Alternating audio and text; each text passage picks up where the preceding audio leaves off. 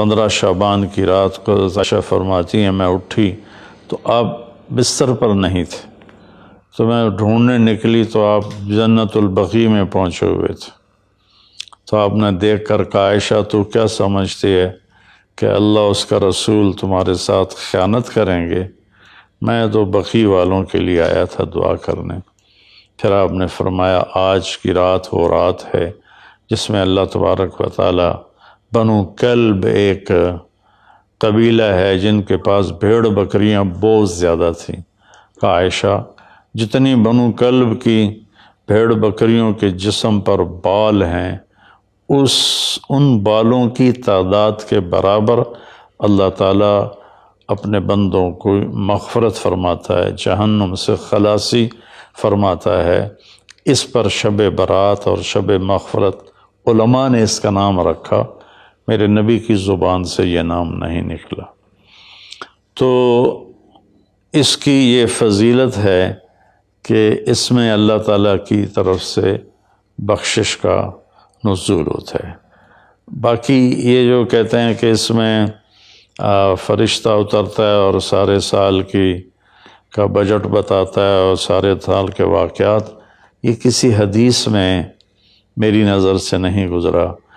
سورہ دخان میں فیہا یفرق کل امر حکیم کا جو آیت آتی ہے تو اس سے پہلے کی آیت شب برات کی نفی کرتی ہے، انا انزلناہ فی لیلۃ مبارکۃ، کہ ہم نے اس سے مبارک رات میں اتارا قرآن پاک۔ تو قرآن پاک تو لیلۃ القدر میں اترا ہے، تو اگر کوئی کسی قسم کے اعلانات ہوتے ہیں تو پھر شب قدر میں ہوتے ہیں، اس رات میں نہیں ہوتے۔ دوسرا یہ ہے کہ اس کے روزے اور بندگی کے بارے میں، شب قدر کی اللہ کے واسطے میری بات دھیان سے سنو، اللہ کی قسم کوئی خاص عبادت میرے نبی نے نہیں بتائی، لیلۃ القدر کی کوئی خاص عبادت میرے نبی نے نہیں فرمائی۔ حضرت عائشہ رضی اللہ عنہ نے پوچھا یا رسول اللہ اگر مجھے لیلۃ القدر نصیب ہو تو میں کیا کروں؟ کہا یہ دعا پڑھو، اللہم انک عفو تحب العفو فاعف عنی، اللہ تو معاف کرنے والا ہے، معافی کو پسند فرماتا ہے، مجھے معاف فرما۔ تو میرے نبی کی عبادت وہی 11 رکعت تہجد کے نوافل تھے، چاہے وہ شب قدر تھی، چاہے وہ شب برات تھی، چاہے وہ شب جمعہ تھی۔ تو اب اس کے نام پر لوگوں نے کیا کیا خرافہ، چونکہ ہم قرآن اور حدیث سے نہیں جڑے، کتابیں لکھی ہوئی ہیں، کس نے لکھی، اس کی سند کیا ہے، اس کی تمیز ہی کوئی نہیں ہے، تو وہ پھر بہت ہی زیادہ 4 رکعت پڑھو، پہلی رکعت میں یہ پڑھو، دوسری میں یہ پڑھو، تیسری میں یہ، چوتھی میں یہ سب بدعات ہیں، ان کا کوئی تعلق نہیں میرے نبی کے کسی بھی فرمان سے۔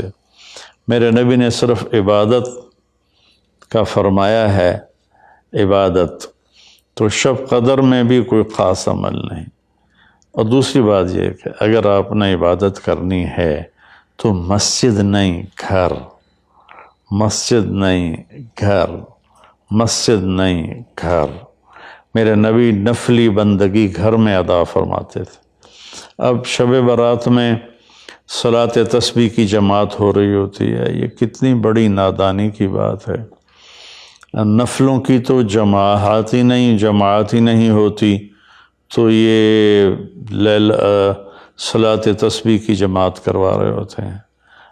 نفلی عبادات کے بارے میں اللہ کے نبی کا طریقہ گھر میں پڑھنا ہے، اور اللہ کی طرف سے بھی ہمیں جو اشارہ ملتا ہے فَاذْكُرِ اسْمَ رَبِّكَ وَتَبَتَّلْ إِلَيْهِ تَبْتِيلًا، اپنے اللہ کو خوب یاد کریں اور لوگوں سے کٹ جائیں بالکل، اور سب سے کٹ کے آپ اپنے رب کو یاد کریں۔ وَمِنَ اللَّيْلِ فَتَهَجَّدْ بِهِ نَافِلَةً لَكَ عَسَىٰ أَن يَبْعَثَكَ رَبُّكَ مَقَامًا مَحْمُودًا فَإِذَا فَرَغْتَ فَانْصَبْ وَإِلَىٰ رَبِّكَ فَارْغَب۔ ان ساری آیات کا خلاصہ یہ بنتا ہے کہ نفلی عبادات سنتیں بھی ہوں گھر میں پڑھو، اور خاص طور پر جو ایسی راتوں کی عبادت ہوتی ہے، مسجدوں میں اکٹھے ہونا اور اس رات میں جھنڈیاں لگانا، پھر آتش بازی کرنا، یہ آتش بازی تو بالکل ہی اسراف ہے اور خرافات ہے۔ تو میری گزارش ہے کہ میرے نبی کی جو سنت ہے، آپ نفلی بندگی عبادات اپنے گھر میں فرمایا کرتے تھے۔